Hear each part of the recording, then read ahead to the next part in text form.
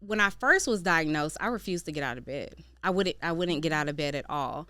And then my husband told me the day after I was diagnosed, he said, look, he said, you can sit in bed today. And he said, but you can't sit in bed tomorrow because you can't have cancer 2 days in a row.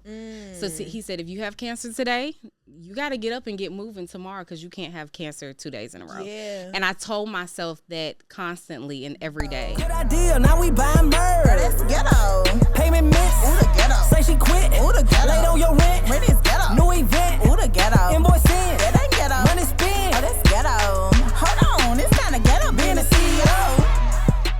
Welcome back to another episode of the Ghetto CEO podcast, where we talk about how being a CEO is super ghetto unless you got your stuff together, girl. This episode is not going to be any different. We're going to give you real, raw, and authentic truth about behind the scenes of being a CEO. And as you know, this season is our album mode season, okay? That's why we in the studio, okay?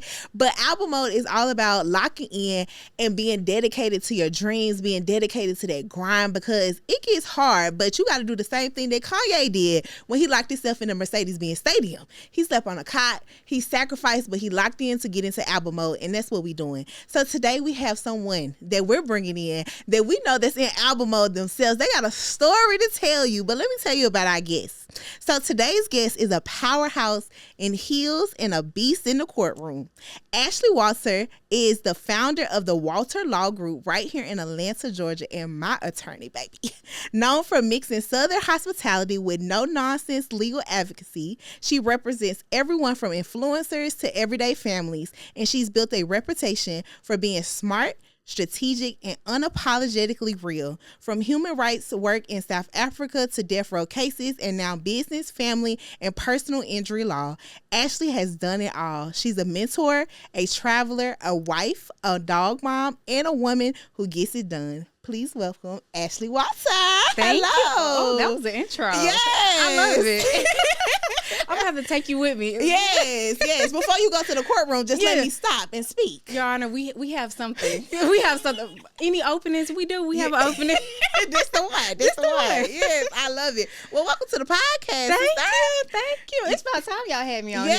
I've girl. been waiting. Well, listen, we have to wait till you get your full testimony and story. Okay. Amen. Yes, okay. Amen. So let the people know who you are. Yes, I am attorney Ashley Walter, as Monray mentioned. Yes. I am her attorney. I am several other businesses around Georgia. Yes. The Walter Law Group, we specialize in business, family, personal injury. Our personal injury division is different. We have become well known for business and family. We represent big influencers. We represent big businesses, small, medium, whatever you need. So okay, I love it. So this season is all about being in your album mode, okay? Yeah. It's like that season where you got to lock in and get it done, you know, because we went through an era where people were talking about like that soft life and all of that. And I know you done been through some things, so it ain't been no soft life. So when is the last time you had to lock in and go into your album mode? What did that look like for you? So I always say life is real ghetto. Yeah. I think I just said this on the phone with another attorney yesterday. I said, attorneyhood is the worst hood. It's really ghetto every day. There's something new. Last year I was diagnosed with cancer in January. Started my year off on January 7th. Like, okay, we in New Year, let's go ahead and get things done. No. I was diagnosed with cancer, went through chemo. My cancer became resistant to chemo. Had to go through chemo again, had to go through a stem cell transplant, was in the hospital for over a month, and still had to show up for clients, still had to go to court, still had to answer phones, answer emails. So it gets, run an office. Like nothing stops because you're sick. So, absolutely. As a CEO, it gets real I think that's the thing that people don't realize, that you still got to keep going regardless of what's going on, because nobody want to hear about that. They want their results, even though you're going through something real life changing. But y'all just have to know Ashley, because that's one thing that I say is Ashley got the faith of a mustard seed, okay? Because when you would see her aura was never like, I'm sick and I can't have this. It was like, Trey, baby, can you give me some ice cream? Like, can you sneak me this? Can you give me this? So how did you keep like faith during that season? I think that you really have to follow God blindly. So you don't know what's gonna happen. You don't know what's coming up, but that's the beauty in it. And so I always said there's beauty in the struggle, right? And you always hear people say it, but are you living it, right? Yeah. So it's one thing to say, yeah, I have these battles. I have to show up for myself. But what can you truly do for others in the season when you can't even do for yourself? So that's good. I leaned on my husband a lot. I leaned on family. I leaned on friends, because it was days where I was just like, oh, like, you know, this is a lot. So how did you balance them both? Because you still was working. Like, you didn't necessarily say, okay, all right, y'all, I'm just going to go. And, you know, like, you like, my clients need me. Like, I still have to work. So how did you try to balance both as much as you could? I showed up to chemo on a Tuesday, was back to work on a Wednesday. Tuesday were the only days that I took time for myself, which I never take time for myself. So that was important. And I just had to do it. I mean, in that season, you have clients who are still going through things. We get clients at their most vulnerable states, right? And so whether it's your business that needs representation or your family matter or whatever it is, you're in your most vulnerable state. And so I had to show up. I had no choice. So that meant being in the hospital. When I was in the hospital for a month, I was there working. Literally brought a desk with me. I brought a second screen. Those people at the hospital were speechless. I brought me a treadmill.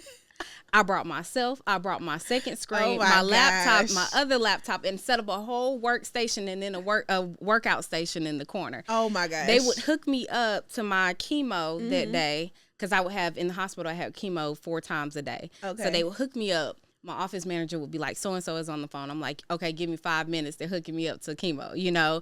And I would sit there and I would work. I would negotiate my times to start chemo that day if I knew I had a call or I had to, whatever it was. Not you was using the negotiation skills girl, in the hospital. Oh, I negotiated my entire time in chemo, in stem cell, everything. It paid off too, because during chemo, I went to Japan, Bali, and Thailand. Did chemo on Tuesday, was on a nonstop flight. Girl, you're not going to leave the airport alone. No, ma'am. I'll be there next week.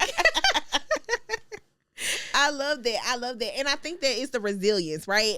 And do you feel like the fact that you kept going really allowed you to, like, not feel the weight of the pressure that was happening in your life at the time? Yeah, it did. Because I think if you stop, then it gets to you, right? So one thing, I'm not going to sit here and act like life was perfect. I mean, when I went in for chest pains. So I said I felt like I had heart attacks. Okay. And so I had gone into the ER in May of 2023. They said, oh, you're fine, you're healthy, nothing's wrong. Went for the same thing in January, expecting the same results, and was told I had a 7-inch tumor between my heart and my lungs. And so when I first was diagnosed, I refused to get out of bed. I wouldn't get out of bed at all. And then my husband told me the day after I was diagnosed, he said, look, you can sit in bed today. And he said, but you can't sit in bed tomorrow because you can't have cancer 2 days in a row. So he said, if you have cancer today, you got to get up and get moving tomorrow because you can't have cancer 2 days in a row. Yeah. And I told myself that constantly and every day. And he posted like just different affirmations on our mirrors in the bathroom and on the garage door and things like that. And so I just told myself, you know what? All right, if you got cancer today, you can't have it tomorrow. Can't have 2 bad days in a row, right? Yeah. And when you adapt that way of thinking, it's kind of easier to, you know, progress. Keep going. Keep going. Shout out to the husband. Look, shout out to him. All right. You know, because it could have went the complete opposite way. He could have been like, I ain't signed up for this. Yeah. You know, this is crazy. But being able to have that person that really help you, you know, I can't get up, so you helping me get up. Yeah. I can't walk, so you gonna help me walk. And I think that's a beauty. Yeah, to be able to do that. So yes, I love that. Okay, so let's switch gears a little bit. Okay. So jumping into your law career and what you do on a day-to-day basis, how do you feel that entrepreneurs, the most the way that they are the most vulnerable in business right now. Are you tired of having failed launches? Well, listen, I got something way better for you. That's us here at RedNecessity Digital Agency, my agency where we actually produce marketing campaigns that help you actually convert. Now, listen, we are just not trying to create a moment. We're creating movements. And if you want us to help you create ROI generating campaigns, then make sure you go to rednecessity.com. Now back to the episode. So I think a lot of entrepreneurs don't invest in their business where they say, I need a CPA. I need legal. I need marketing. I need an assistant. I need the front office, right? One thing I always tell my clients, you can't be everything. Yeah. And so we a lot of times get businesses when they are being, I call it the reactive state, right? They're reacting to something. They need to sue someone. They're getting sued. And so my goal is to always get businesses to being proactive. We come in, we clean house, we redo everything in your business, we get everything go into the aspect of what you need. Then we help you scale, right? And we kind of step back at that point and we just watch clients grow. I think that's the most favorite part of my job is watching clients truly grow and watching their business grow. I love that. So what does that look like with you said being able to clean house? What are you looking for when you're cleaning house? So I look for what you have in place, how you do business, what you do, and then find more strategic ways to protect you legally, right? So if you're saying, example, we had a client, if you're going through a competition, I want to know, what is the competition about? What are you doing? What are you giving away, right? Because these are things that business owners don't think. If you're giving something away, I need to make sure that I'm passing liability. So if someone gets hurt, injured, death from whatever you're giving them, that you're not then sued by their family, sued by their estate for being the person who gives it, right? That's good. That's good. Okay, because I'm thinking about now. My mind literally went to all these people that be giving away cars and all of this stuff, and now they don't even know that they just opened themselves up to a whole whirlwind of maybe legal issues. Yeah.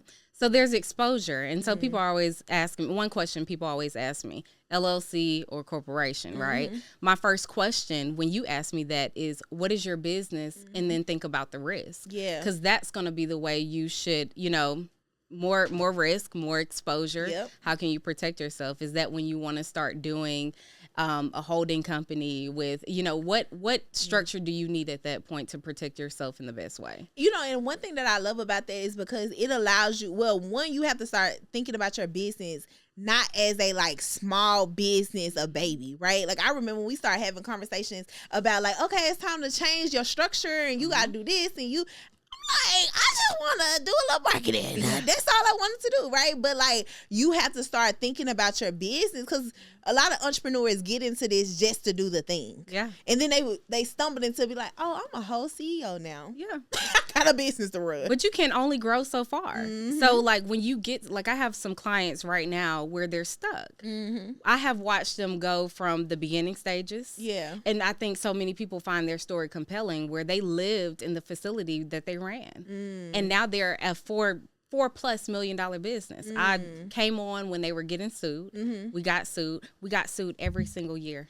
5 times. Wow. Every time I got them out of it. And I always tell people they don't learn because I spoil them, right? I always get them out of trouble. Try me. Right? Y'all always are. So my lawyer. I'm gonna call my attorney because...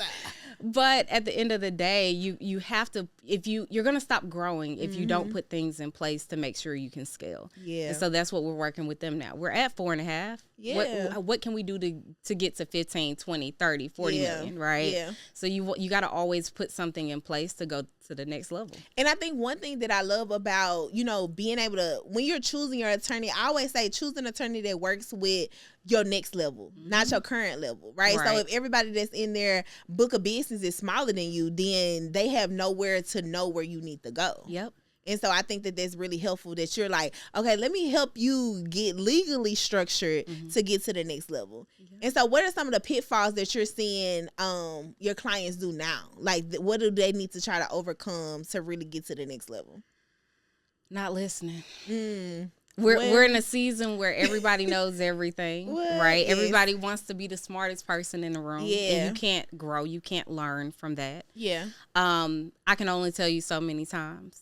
So I have clients where I have told them one thing a million times and they don't learn. And so we repeat these cycles. Yeah. Because if you're not learning, I'm having to keep doing what we've been doing. Right, and we right. can't go to anything new. Right. Because we're stuck on what we've been doing. Right. So right. I think that's one of the biggest pitfalls I'm seeing with clients right now. Just not listening. And I think that's the thing. I think as a CEO is at some point in your business, you are the one with all the answers, right? Like when I'm with my team, I'm expected to have all the answers. And I said to them, I don't fucking know. Like y'all, y'all gonna have to figure it out, right? Yeah. But I think that the thing that I love about when you surrender to your season of CEO, like you understand that you have to have an advisor. Like you have to have people to advise you that know things that you don't know. Yep. And I think that people stop there. Like they're like, hey, I know what I know. I'm just going to do what I know, instead of just getting people that actually know more than them. Yeah.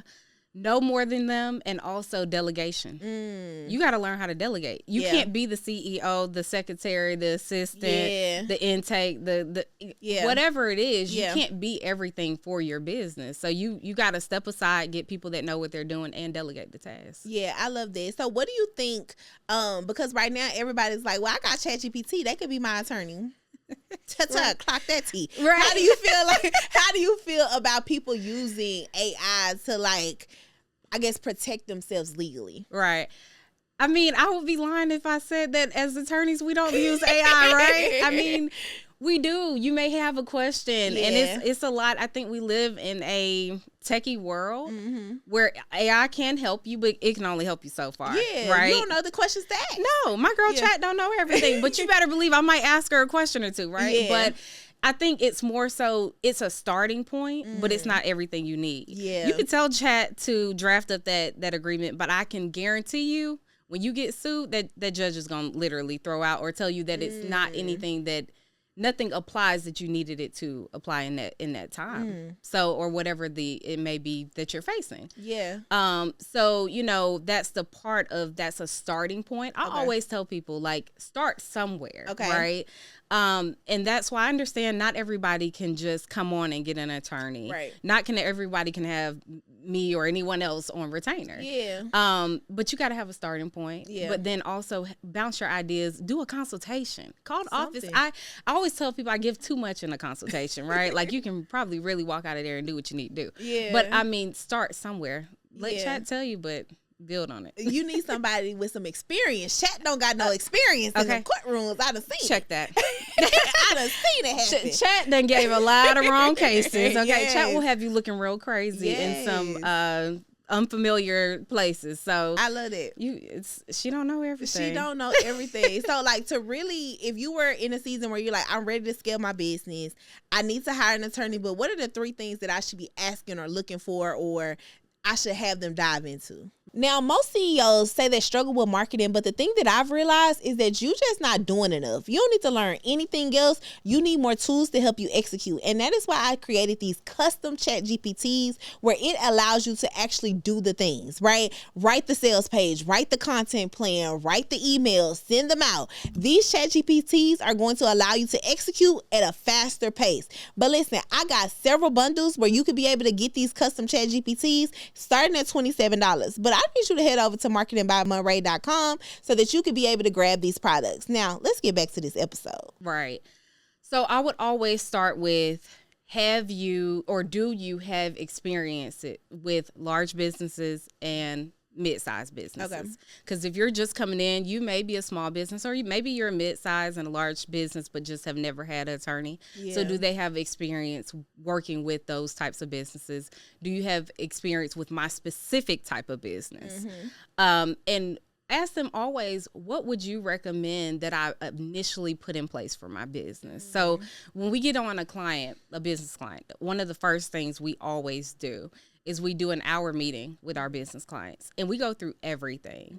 And then that way we create a to-do list together, because we start knocking things out. Now, it takes time to really get your business, Yes. It takes time to get it to that proactive. Yeah.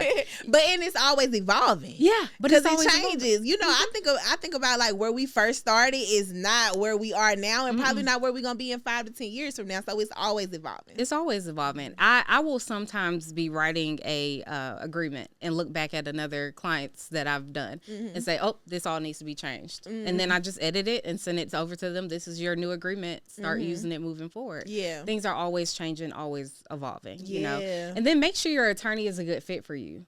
I think sometimes attorneys, I always say this, attorneys are weird people.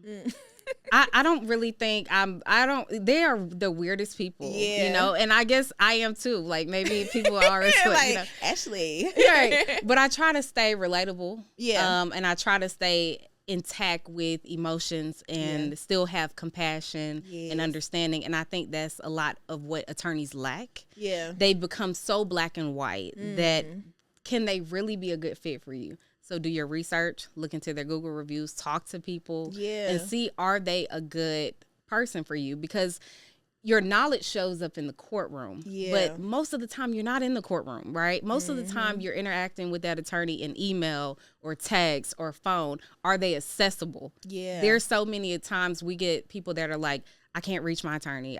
So we called you, or we, you know, whatever. Yeah. How are you being treated? Are they accessible? That's good. Do they have compassion? Who are they outside of the black and white, the paper, the courtroom? And you know, one thing that I love, and I feel like people should look at for their attorney that I didn't even know was a real thing. So I remember we were going through something legal, right? And I was like, Ashley's so sweet and so nice, and you know, whatever. I was like, she need to cut their heads off. Da-da-da. And so I remember you telling me, it's like, no, you don't try to agitate them to sue you.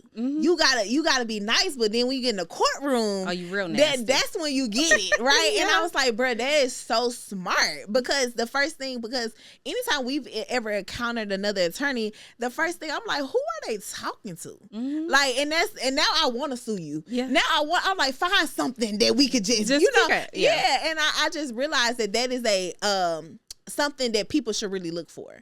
Because if a person is like always mean, they're agitating people, like I've literally experienced other attorneys be so rude, so nasty, and it made me want to find something to sue the other person for. Because I'm like, oh, you done pissed me off, right? You know, and I think that that's a trait that a lot of people don't talk about. Yeah. I think a lot of times most of the trials I go to is because the opposing attorney is just a butt, right? Like most of the times I'm having to take it there and show you who I really am. You thought I was nice. Right. You thought I was nice, but I'm having to do that because you just are a butthole. And I always say you get more with sugar than you do shit, right? And so there's no reason for me to be rude to you, but you would really be surprised at the level of unprofessionalism in the legal field. If I read out an email I got last week where it was the attorney talking about my cancer in a condescending way and all of this, and I politely handle you, and I'm going to handle you the right way, because what I'm going to do is go ahead and file me a motion for attorney's fees, because now you're using up my client's attorney's fees in these emails, and I'm going to attach that email. Because you got to play differently, right? So, I mean, you get more with sugar than you do shit, but I'm not going to allow my clients to be sued because my attitude is bad. But I'm going to show up in the courtroom every time, or show up in that mediation, or show up in that meeting, or that phone call, or that conference. And I'm going to show you who I really am. And one thing people always say is, I didn't know you could really get so mean. And my husband is always like, you don't know. You don't know. You don't know what you got. No, I think that's good, because a lot of times when you're going through those situations, like you say, you're vulnerable. So it's an emotional thing. Like, you as the person that's going, imagine being at your house and somebody done sued you on a Sunday. You like, how did I get here? Like, I thought we was cool, you know? And so now you're emotional about it. You can't have your attorney also being emotional about the situation. So somebody has to. And it's many days that I've been on the phone with Ashley crying and like, I hate these people. Why they do this to me? You know, but that person needs to be able to have a strong face and, you know, like, I can do this. We don't have to live in our feelings. Let me live in facts. You stay in your feelings. I know you feeling it, but I need to stay in my facts. So I think it's a good trait to have. And that's what y'all should be looking for. You got to always have somebody that has a clearer mind than you. I think one of the hardest things is explain to my clients that you are responsible for your employees, and they get really emotional about that, girl, because you trust your employees. It don't make no sense. No, it doesn't. Anytime it don't make no sense, because why they be messing up so bad, girl, and then I gotta pay for it.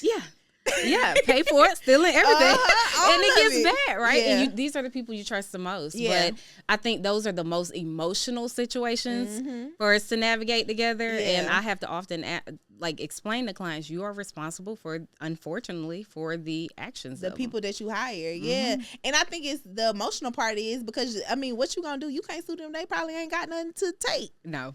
So No. what are we gonna do? And that's another thing. I always say a judgment is a piece of paper. Yeah. I can get you a whole lot of money. Yeah. But it's only a piece of paper. How are you going to collect on it? Do they own anything we can lien? Nope. Okay. Nope. Right? And so Nothing. now it's like, what was the point? You know, Yeah. so I think that this is great. This is great. So if somebody is right now, if they're in their album mode and they're like, hey, I'm ready to lock in, I'm ready to get some stuff done, Yeah. what advice would you give to them legally that they should be looking at, or what should they be doing to stay in that grind mode, but to make sure they're legally protected? So when you say album mode, I always think of J. Cole, because you know when J. Cole in album mode, he look real rough. Yes, I no love it. haircut, no none. haircut, nothing, right? Or I think of Dolph, because I know he like to talk his shit in the studio. But so I would say first off, how are you structured? Let's start there. We got to have a good foundation, because if we aren't having a good foundation, it's just going to be a domino effect. Yeah. So start there, make sure that's good, and then start with all of your contracts. Okay. Even if you're thinking I need an attorney, or I can't afford an attorney, do your best to have a client agreement or customer agreement, whatever you're doing. Make sure you have a non-disclosure agreement. Make sure you have 1099 contractor agreements if you have people doing work for you. Make sure that you have an intellectual property or a copyright assignment agreement, so you own the intellectual property that they are creating for you. That's another way to get messed up real bad. Make sure you have your trademarks in place. If you're creating something, whether it's something that needs to be patented or something that needs to be copyrighted, make sure you're protected in that. If you're doing business as something else, make sure that is formed correctly. Make sure that you have licensing to do whatever you're doing. I can't tell you how many times clients have called me and said, yeah, so we never renewed our license, or we never got this license. We've just been showing up, and that's unacceptable. Right. Quickest way to get you a little fine. Yeah. So making sure that you have all of those, go in your grind mode and build your business from the ground up. Be a pencil to paper person. I think that living in the world of electronics is great. Yeah. Right? Having a computer, doing it all on your iPad. You know, everybody said they got an iPad, got their life together. Right. But I think it's really putting the pen to the paper and saying, I'm in the studio, I'm writing out my plan. Now let me execute it. But people get overwhelmed because you have this whole list of things you got to accomplish. Make your list of things you need to accomplish for your business so you can be in grind mode. But then put yourself on a schedule. No one shows up to the studio and makes a whole album in a day. Right. They come out with the list, I think, right? They come out with the track, right? They come out with the track, and then they come out with whatever the songs they need to record. Yeah. They show up and they come up with a schedule, and then they record piece by piece. Yeah. And do the same thing for your business. Show up with the list, put it in order, show up for yourself every day, and do something on that list and accomplish something, whether it's weekly, whether it's monthly, whether it's whatever, right? Like I'm rolling out a couple different brands and things and all of that all at the same time while running a law firm, while branching off the PI to a division, like doing all this at the same time. But I have a huge to-do list, and all I do is just go down the list. I say, okay, this month we're doing this. This month we're doing this. Yes. That's all you got to do. I love it. Get in grind mode. Get in grind mode, get in album mode, y'all. I hope y'all love this episode of the Ghetto CEO podcast, where we talk about all things being a CEO. But y'all, being a CEO can be super ghetto unless you are legally structured and get yourself together, okay? Now, if y'all love this episode, make sure you like, comment, and subscribe, and we will see you guys on the next episode. Bye, y'all. Invoice in, that ain't ghetto. Money spin, oh, that's ghetto. Hold on, it's kind of ghetto being a CEO.